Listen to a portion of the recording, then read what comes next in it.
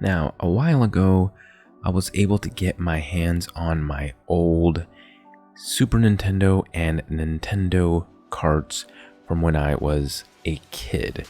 It's been decades since I had these in my possession, and recently I was able to get them back. Now, my Nintendo and Super Nintendo are in rough shape, and while I try to get them refurbished and back in working condition, perhaps needing to spend a lot of time looking things up, doing research on how to get this working, I got this just feeling that I needed to play these games now. And it got me looking into and researching these retro consoles, these machines that have been developed and produced that can play old games, like old media, like the actual carts, the actual discs, depending on how, which system you're talking about. And so my research eventually led me to the PolyMega. Now, the PolyMega, and I'm about to say, I have nothing against the thing. The PolyMega looks amazing. It is really well made and looks just phenomenal. The problem with the PolyMega is that it is very expensive. The base model itself, just the base model, costs about $550 US. Now, if you want to get the bundle, which comes with a couple of different modules, that one's going to run you closer to 900. I think it's like $870 or something like that. Now, it's amazing. Like, it's modular. You can slide in and out different the modules to play like Nintendo, Super Nintendo, Sega. You got Dreamcast. You got TurboGrafx, I believe. Like, there's all kinds of things you can do with this thing, and it's only going to get better. But like I said, the problem is the price, and I couldn't justify it. Because if you wanted to get all of the modules that are relevant to me, we're looking at well over $1,000. So what did I end up doing? Well, enter the RetroN 5 by Hyperkin. Now, this thing is a fraction of the price of the PolyMega.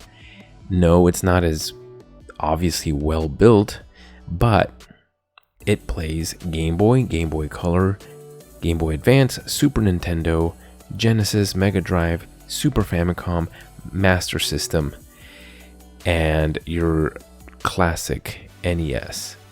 This thing, if I were to do in this one machine, if I were to get like a PolyMega, I wouldn't be able to do it. This thing does a lot more than the PolyMega can do. Now, does it do it as well? I mean, that's a completely different conversation. I'm not saying it's a better machine, but this is the one I came down to finally picking for $153 plus shipping. I mean, you can't beat this. Like I said, it plays Game Boy, Game Boy Advance, Super Nintendo, Nintendo, Sega. I mean, this thing has it all. And like I said, it's a fraction of the price. So I went ahead and I purchased one. And I'd like to go over with it to you today because it came in today and I am beyond excited. So why don't we pop the box open and take a look. Now, I will be the first to say that I'm not the most crazy about the color scheme. It's a very 80s retro look, but I guess that's what you're getting. But anyway, let's go ahead and pop the box open here, and inside it's all very neatly packaged. You'll have all of the things that you need to get started inside.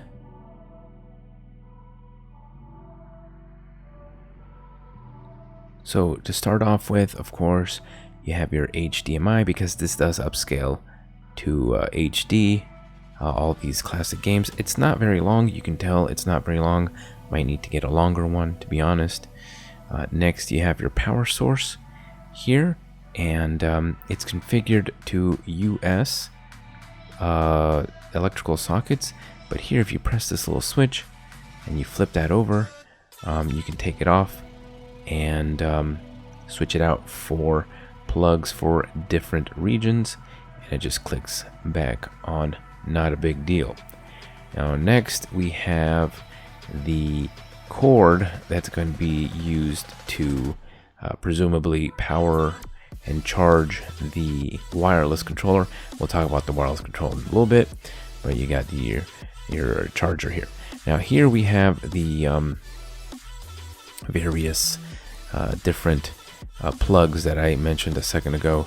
You have a variety of different ones. A couple of these I don't recognize at all, but I know there's European, probably Asia, and other regions that I'm, like I said, not familiar with. But this is a very cool addition, I think.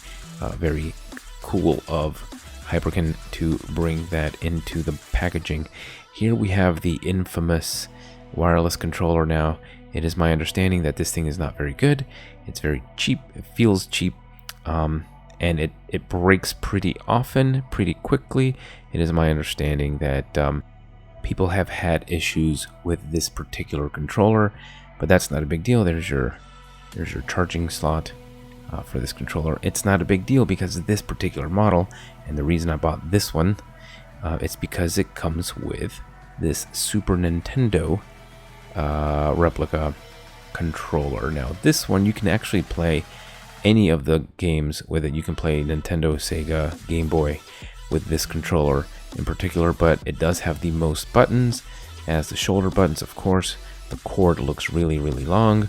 It's got your A, B, X, and Y, so that's very awesome. Now, the main event, if you will, I guess, is the console itself, and you'll see at the top that it does have the slots for all the different carts, for all the cart-based gaming, and it also has a slot here in the front for your Game Boy and Game Boy Advance.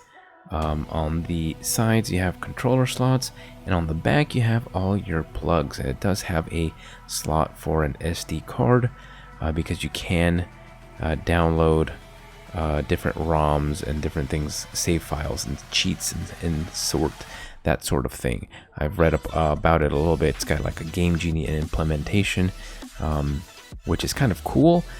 You can also upgrade the system, the software, like the operating system, if you will. And yeah, it's pretty cool. You can input a bunch of more cheats than the game comes with, that the console comes with. But anyway, got a little sticker here. I don't think I'm gonna use that.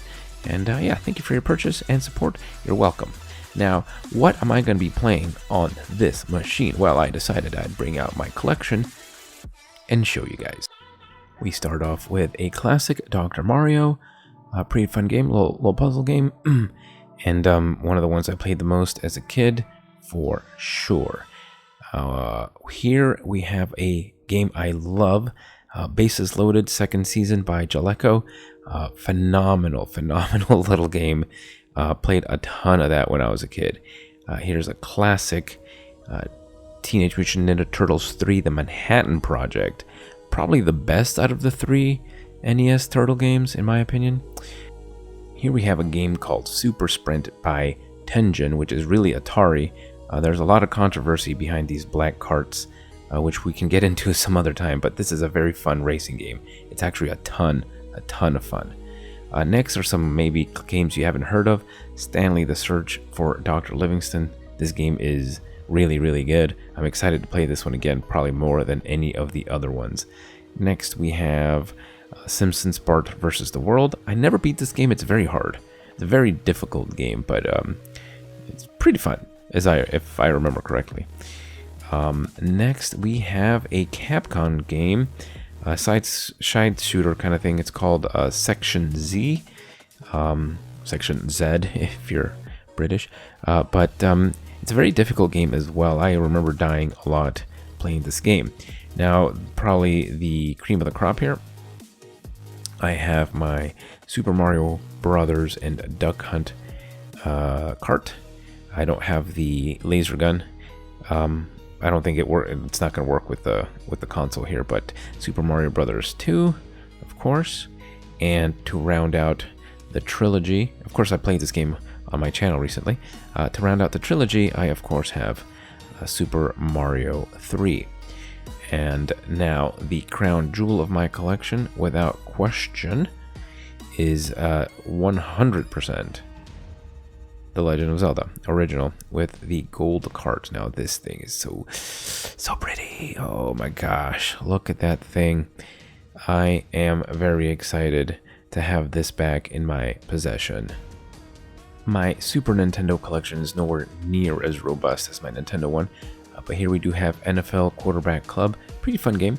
I had a lot of fun with it as a kid. Yeah, football game, American football. Pretty good. And next here we have Mega Man X, which is my favorite Mega Man by far. Not that difficult, played on the channel as well.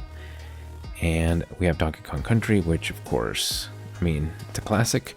Everyone has known and played that game. Great game. I have Wings 2. I don't remember this game, so I don't remember owning it. So yeah, I don't know what to say about that game. And then, of course, The Legend of Zelda: A Link to the Past, which is one of my favorite games of all time. And that rounds out my Super Nintendo collection. As far as Game Boy, I have quite a few. I have Adventure Island for the Game Boy, of course. Never beat this game, quite difficult. I have Kirby's Dream Land, which is a very, very fun little game. I have Wario Blast, which is a Bomberman Wario crossover, which is, if I recall, a ton of fun. I have Oracle of Ages, Legend of Zelda Oracle of Ages. I don't remember that I had this, and I've never beat it. Super Mario Land, which is the first game I ever owned for the Game Boy. Now this one just got onto the Switch, which is kind of cool.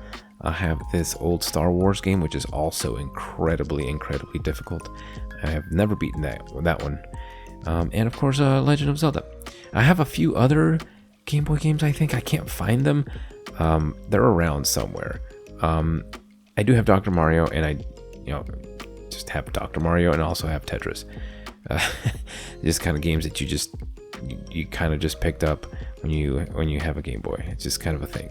I do have this random Pokemon game, silver version. I don't remember owning this, so that's kind of weird. But whatever. Now, like I said, I'm missing a few Game Boy games, but I'll find them eventually. Game Boy Advance, I'm also missing a few, but here I have the Legend of Zelda Original, and as you can see, it was $17.99 back at GameStop back in the day. Maybe it was EB Games. Super Mario Advance 4, Super Mario 3. So I own this game in multiple times. Golden Sun. So here is a very classic game. I think that's the second one. Fire Emblem. So good. Can't wait to play this. Really good game. I have the Minish Cap, of course. Great game as well. And finally, I have Kirby's Nightmare in Dreamland. Now, Kirby's Nightmare in Dreamland is kind of a remake, actually, and I'm going to show you here. It's a remake of Kirby's Dreamland. It's kind of like the Game Boy Advance remake of that. So, yeah, there you go. 2 thumbs up for that. That is my gaming collection. Now, like I said, a few of the games I know I'm missing, I will look for them. But overall, I am extremely excited to be playing all these old classic games that I played when I was a kid on the RetroN 5, and I will give a full update whenever I get to playing these games. One last quick look here at the machine. All the slots for the carts, and on the side, each side has controller slots. You can actually play 2-player games on this thing, and you can mix and match controllers, so that's kind of a cool touch. But anyway, yeah, I am very excited. Let me know what you guys think. If you have your old Nintendos, Super Nintendo, Segas tucked away somewhere, are you still playing them? Are they kind of like in storage? this might be a good time for you to do some research yourself and maybe, you know, get yourself one of these. There's so many other kinds, you know, that might suit your needs better, but I found this one was going to particularly appeal to me. And you know what? I'd never owned a Sega when I was a kid. I played my neighbor's Sega a lot, but I was a Nintendo kid, so now I have the ability to go out and like start a Sega collection. I could start getting these games and play them. You know, it's actually extremely exciting to think about. So yeah, let me know what retro consoles you played when you were a kid, and if you are kind of a retro gamer like me, or maybe actually more like me, you're going to start going back and you know, reliving these old games and maybe starting a brand new collection. So like I said, this is very exciting. Hope you guys are excited because I'm going to play some of these games on the channel. Yeah, that's right. That's probably one of the more exciting aspects of this, reliving these games and like sharing these experiences with others, and maybe, you know, meeting other people that like to play old games that maybe played some of these same games when they were a kid. So anyway, I've rambled on long enough. Thank you for watching this video. Like I said, please let me know down below what you think, and I will see you in whatever comes next. See ya.